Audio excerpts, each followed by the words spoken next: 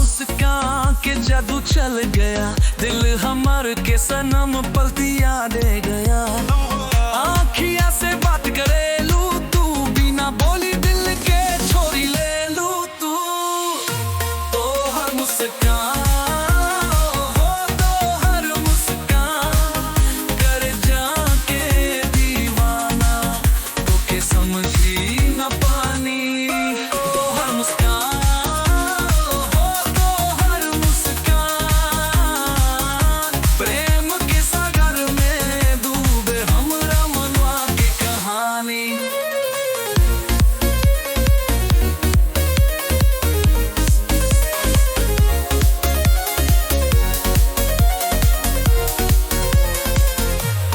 चंचल हवा भी तो के तकत रहल बा,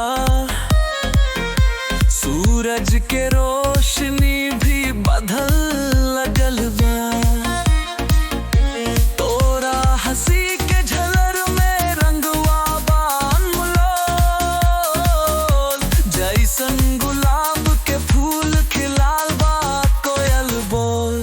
तो हर मुस्कान हो, तो हर मुस्कान चलावे लहर दिल में, बनावे प्रेम के तूफान। तो हर मुस्कान हो, तो हर मुस्कान हर खुशी तोरा संग बा जिंदगी के अरमान।